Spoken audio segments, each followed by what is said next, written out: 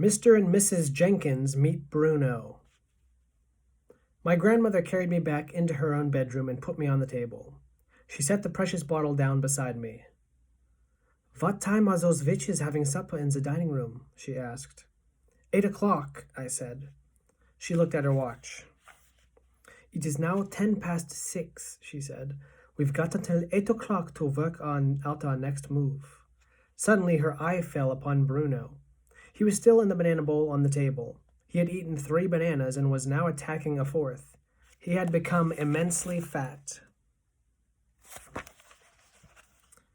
"That's quite enough," my grandmother said, lifting him out of the bowl and putting him on the tabletop. "I think it's time we return this little fellow to the bosom of his family. Don't you agree, Bruno?" Bruno scowled at her. I had never seen a mouse scowl before, but he managed it. "My parents let me eat as much as I want," he said. "I'd rather be with them than with you." "Of course you would," my grandmother said. "Do you know where your parents might be at this moment?" "They were in the lounge not long ago." "They were in the lounge not long ago," I said. "I saw them sitting there as we dashed through on our way up here." "Right," my grandmother said. "Let's go and see if they are still there. Do you want to come along?" she added, looking at me. "Yes, please," I said. "I shall put you both in my handbag," she said. "Keep quiet and stay out of sight. If you must peep out now and again, don't show more than your nose." Her handbag was a large, bulgy black leather affair with a tortoiseshell clasp. She picked up Bruno and me and popped us into it. "I shall leave the clasp undone," she said, "but be sure to keep out of sight." I had no intention of keeping out of sight. I wanted to see everything. I seated myself in a little side pocket inside the bag, near the clasp, and from there I was able to poke my head out whenever I wanted to. "Hey!" Bruno called out. "Give me the rest of that banana I was eating." "Oh, all right," my grandmother said. "Anything to keep you quiet." She dropped the half-eaten banana into the bag, then slung the bag over her arm and marched out of the room and went thumping along the corridor with her walking stick. We went down in the lift to the ground floor and made our way through the reading room to the lounge. And there, sure enough, sat Mr. and Mrs. Jenkins in a couple of armchairs with a low round glass-covered table between them. There were several other groups in there as well, but the Jenkinses were the only couple sitting alone. Mr. Jenkins was reading a newspaper. Mrs. Jenkins was knitting something large and mustard-colored. Only my nose and eyes were above the clasp of my grandmother's handbag, but I had a super view. I could see everything. My grandmother, dressed in black lace, went thumping across the floor of the lounge and halted in front of the Jenkins table. "Are you Mr. and Mrs. Jenkins?" she asked. Mr. Jenkins looked at her over the top of his newspaper and frowned. "Yes," he said. "I am Mr. Jenkins. What can I do for you, madam?" "I'm afraid I have some rather alarming news for you," she said. "It's about your son, Bruno." "What about Bruno?" Mr. Jenkins said.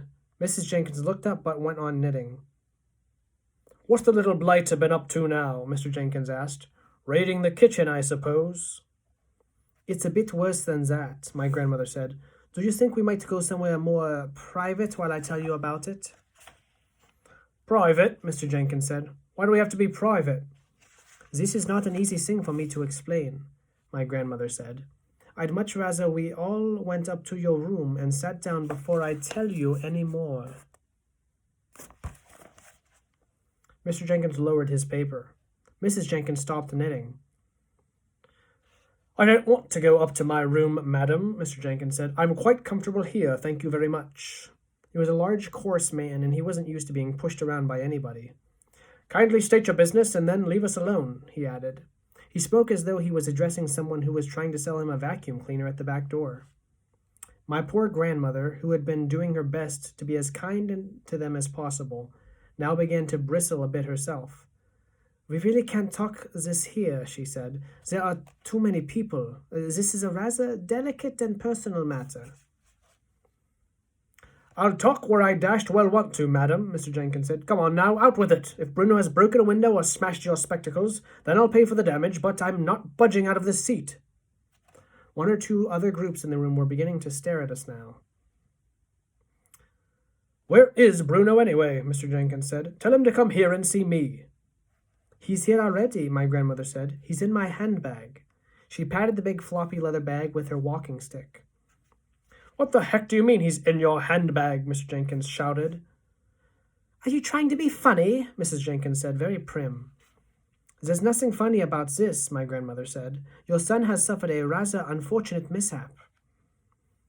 "He's always suffering mishaps," Mr. Jenkins said. "He suffers from overeating, and then he suffers from wind. You should hear him after supper. He sounds like a brass band, but a good dose of castor oil soon puts him right again. Where is the little beggar?" "I've already told you," my grandmother said. "He's in my handbag. But I do think it might be better if we went somewhere private before you meet him in his present state." "This woman's mad," Mrs. Jenkins said. Tell her to go away." "The plain fact is," my grandmother said, "that your son Bruno has been rather drastically altered." "Altered?" shouted Mr. Jenkins. "What the devil do you mean, altered?" "Go away," Mrs. Jenkins said. "You're a silly old woman." "I'm trying to tell you as gently as possible that Bruno really is in my handbag," my grandmother said. "My own grandson actually saw them doing it to him." "Saw what? Doing what to him? For heaven's sake!" shouted Mr. Jenkins. He had a black mustache which jumped up and down when he shouted. "Saw the witches turning him into a mouse," my grandmother said. "Call the manager, dear," Mrs. Jenkins said to her husband. "Have this mad woman thrown out of the hotel." At this point, my grandmother's patience came to an end. She fished around in her handbag and found Bruno. She lifted him out and dumped him onto the glass tabletop. Mrs. Jenkins took one look at that fat little brown mouse who was still chewing a bit of banana, and then she let out a shriek that rattled the crystals on the chandelier. She sprang out of her chair, yelling, "It's a mouse! Take it away! I can't stand the things!" "It's Bruno," my grandmother said. "You nasty, cheeky old woman!" shouted Mr. Jenkins. He started flapping his newspaper at Bruno, trying to sweep him off the table. My grandmother rushed forward and managed to grab hold of him before he was swept away. Mrs. Jenkins was still screaming her head off, and Mr. Jenkins was towering over us and shouting, "Get out of here! How dare you frighten my wife like that? Take your filthy mouse away this instant!" "Help!" screamed Mrs. Jenkins. Her face had gone the color of the underside of a fish. "Well, I did my best," my grandmother said, and with that she turned and sailed out of the room, carrying Bruno with her. The plan. When we got back to the bedroom, my grandmother took both me and Bruno out of her handbag and put us on the table. "Why on earth didn't you speak up and tell your father who you were?" she said to Bruno. "Because I had my mouth full," Bruno said. He jumped straight back into the bowl of bananas and went on with his eating. "What a very disagreeable little boy you are," my grandmother said to him. "Not boy," I said, "mouse." "Quite right, my darling, but we don't have time to worry about him at this moment. We have plans to make. It's about an hour and a half's time. All the witches will be going down to supper in the dining room, right?" "Right," I said. "And every one of them has got to be given a dose of mouse maker," she said. "How on earth are we going to do that?" "Grandmama," I said, "I think you're forgetting that a mouse can go places where human beings can't." "That's quite right," she said. "But even a mouse can't go creeping around on the top of the table carrying a bottle and sprinkling mouse maker all over the witch's roast beef without being spotted." "I wasn't thinking of doing it in the dining room," I said. "Then where?" she asked. "In the kitchen," I said, "while their food is being got ready." My grandmother stared at me. "My darling child," she said slowly, "I do believe that turning you into a mouse has doubled your brain power." "A little mouse," I said, "can go scuttling around the kitchen among the pots and pans, and if he's very careful, no one will ever see him." "Brilliant!" my grandmother cried out. "By golly, I think you've got it." "The only thing is," I said, "how will I know which food is theirs? I don't want to put it in the wrong saucepan. It would be disastrous if I turned all the other guests into mice by mistake. And especially you, Grandmama." "Then you'll just have to creep into the kitchen and find a good hiding place and wait. And listen, just lie there in some dark cranny listening and listening to what the cooks are saying. And then, with a bit of luck, somebody's going to give you a clue. Whenever they have a very big party to cook for, the food is always prepared separately." "Right," I said. "That's what I'll have to do. I shall wait there, and I shall listen, and I shall hope for a bit of luck." "It's going to be very dangerous," my grandmother said. "Nobody welcomes a mouse in the kitchen. If they see you, they'll squash you to death." "I won't let them see me," I said.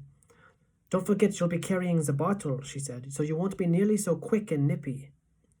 "I can run quite fast standing up with the bottle in my arms," I said. "I did it just now, don't you remember? I came all the way up from the Grand High Witch's room carrying it.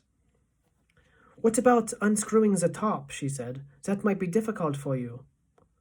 Let me try, I said. I took hold of the little bottle and using both my front paws, I found I was able to unscrew the cap quite easily. That's great, my grandmother said. You really are a very clever mouse. She glanced at her watch. At 7:30, she said, I shall go down to the dining room for supper with you in my handbag. I shall then release you under the table together with the precious bottle, and from then on you'll be on your own. You will have to work your way unseen across the dining room to the door that leads into the kitchen.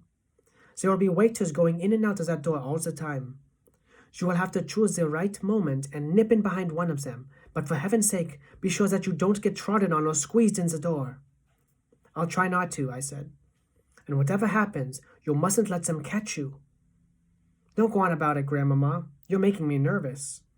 You're a brave little fellow, she said. I do love you. What shall we do with Bruno? I asked her. Bruno looked up. I'm coming with you, he said, speaking with his mouth full of banana.